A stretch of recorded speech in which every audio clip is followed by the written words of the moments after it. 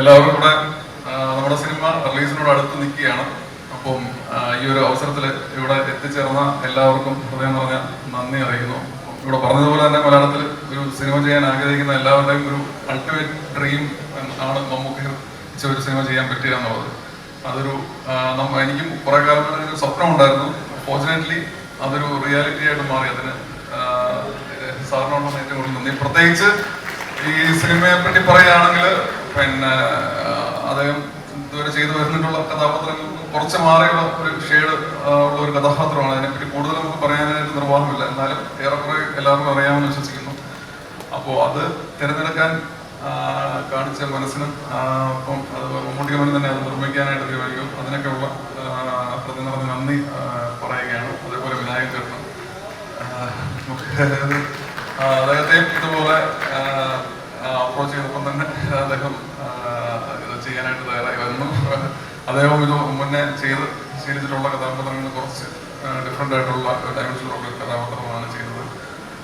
അദ്ദേഹത്തിനും നന്ദി പറയുന്നു. പിന്നെ നമ്മുടെ സിനിമയുടെ ഒരു സ്വഭാവവും അതിൻ്റെ ഒരു ജോണറൊക്കെ വെച്ചിട്ട് നമുക്ക് ഒരുപാട് കാര്യങ്ങൾ റിവീൽ ചെയ്യുന്നതിന് പരിമിതികളുണ്ടായിരുന്നു. അപ്പോൾ ആ പരിമിതിക്കുള്ളിൽ നിന്ന് പറ്റുന്ന പോലെ ചില കാര്യങ്ങൾ നമ്മൾ ഈ പറഞ്ഞ ട്രെയിലർ ടീസറിലും അതുപോലെ മറ്റു വീഡിയോ ഔട്ട്പുട്ട്സിലും പോസ്റ്റേഴ്സിലും കൂടെയൊക്കെ നമ്മൾ പറയാനായിട്ട് ശ്രമിച്ചിട്ടുണ്ട്. അതിൽ നിന്ന് കുറച്ച് കാര്യങ്ങൾ കമ്മ്യൂണിക്കേറ്റ് ചെയ്യാൻ പറ്റിയിട്ടുണ്ടെന്നാണ് വിശ്വാസം. അപ്പോൾ നിങ്ങൾക്കൊരു ഏകദേശ ധാരണ സിനിമയെ പറ്റി കിട്ടിയിട്ടുണ്ടായിരിക്കും. കളം കാവൽ എന്ന് പറഞ്ഞ ഒരു കളത്തിന് കാവൽ നിൽക്കുക എന്നുള്ളതാണ് അതിന്റെ വേർഡ് മീനിങ്. അതിനപ്പുറത്ത് ഭദ്രകാളി ദേവി ദാരികൻ എന്ന് പറഞ്ഞ അസുരനെ അന്വേഷിച്ച് പോയ ഒരു പുരാണത്തിലെ ഒരു ഇൻസിഡന്റിൽ നിന്ന് ഉരുത്തിരിഞ്ഞു വന്ന ഒരു റിച്വലാണ്. അപ്പോൾ അത് ഡയറക്ട്ലി ഓർ ഇൻഡയറക്ട്ലി ഒരു സ്പിരിച്വലി ഒരു സംഭവം നമ്മുടെ വളവുമായിട്ട് കണക്റ്റഡ് ആണ്. അങ്ങനെയാണ് ഈ ഒരു ടൈറ്റിൽ ചൂസ് ചെയ്തത്. അപ്പോൾ നിങ്ങൾക്ക് ഒരു കൈൻഡ് ഓഫ് പുതിയൊരു എക്സ്പീരിയൻസ് തിയേറ്ററിൽ പ്രൊവൈഡ് ചെയ്യാൻ പറ്റും എന്നൊരു ആത്മവിശ്വാസം ഉണ്ട്. അപ്പോൾ എല്ലാവരും തുടർന്നും പിന്തുണകൾ നൽകുകയും സിനിമ പോയി കണ്ട് പറ്റുന്ന പോലെ പിന്തുണകൾ നൽകുകയും ചെയ്യണമെന്ന് അഭ്യർത്ഥിക്കുന്നു.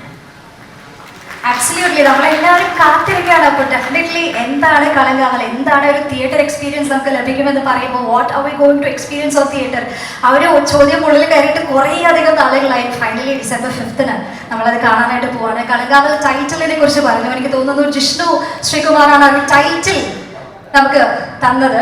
സോ നൗ വേദിയിലേക്ക് എന്റെ കൂടെ കോളേജിൽ ഒരുമിച്ച് പഠിച്ച ആളാണ് ജിഷ്ണു. നമ്മൾ ഒരുമിച്ചാണ് എഴുതിയത്. ഓൾറെഡി ജിതിൻ ചേട്ടൻ പറഞ്ഞു ഇതൊരു ഡ്രീം കം ട്രൂ മൊമെന്റ് ആണെന്ന്. അതുപോലെ തന്നെ സ്വപ്ന തുല്യമായിട്ടുള്ള ഒരു മൊമെന്റിൽ ആയിരിക്കും ജിഷ്ണു ചേട്ടനും. ഓഫ് കോഴ്സ് അദ്ദേഹത്തിന്റെയും ഒരു ഡ്രീം കം ട്രൂ മൊമെന്റ് തന്നെയാണ്.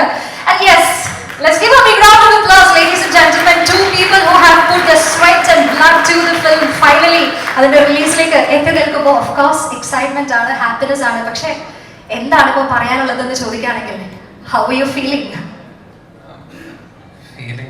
ശരിക്കും മമ്മൂക്കയുടെ മലയാള സിനിമയിലെ അധികാരമായ ആൾക്കാരുടെ ഫ്രണ്ടിൽ നിൽക്കുമ്പോൾ ടെൻഷനാണ്. സംസാരിക്കാൻ വാക്കുകൾ കിട്ടുന്നില്ല.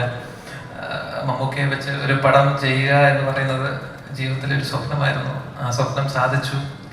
അദ്ദേഹം തന്നെ അത് പ്രൊഡ്യൂസ് ചെയ്തു. മമ്മൂട്ടി കമ്പനിയുടെ കൂടെ വിനായകൻ ചേട്ടൻ അതിലൊരു നല്ല റോള് തന്നെ ചെയ്യുകയും ചെയ്തു. ഒപ്പം കളങ്കാവൽ എന്ന വാക്ക് കിട്ടുന്നതിനെ പറ്റി ജിതിൻ പറഞ്ഞു. അപ്പോൾ ഇത് തെക്കൻ തിരുവിതാംകൂറിലെ ഒരു റിച്വലാണ്. അത് തിരുവനന്തപുരം സൈഡിലുള്ളവർക്ക് കൃത്യമായി അത് മനസ്സിലാവും. ആ ആചാരവുമായി ബന്ധപ്പെട്ട് അത് ഡയറക്റ്റ്ലി അല്ലെങ്കിൽ ഇൻഡയറക്ട്ലി നമ്മുടെ പടവുമായി ബന്ധമുള്ളത് കൊണ്ട് തന്നെയാണ് നമ്മൾ ആ ഒരു വാക്ക് ഇതിലേക്ക് എടുത്തിരിക്കുന്നത്.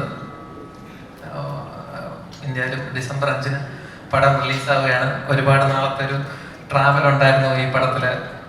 അതിന് എൻ്റെ കൂടെ നിന്ന എൻ്റെ ഫാമിലിക്കും, പ്രത്യേകിച്ച് എൻ്റെ വൈഫും അമ്മയും അച്ഛനും പിന്നെ സ്വപ്നം ഒരുമിച്ച് നമ്മൾ കണ്ടതാണ് വീട്ടൊക്കെ വിട്ട്.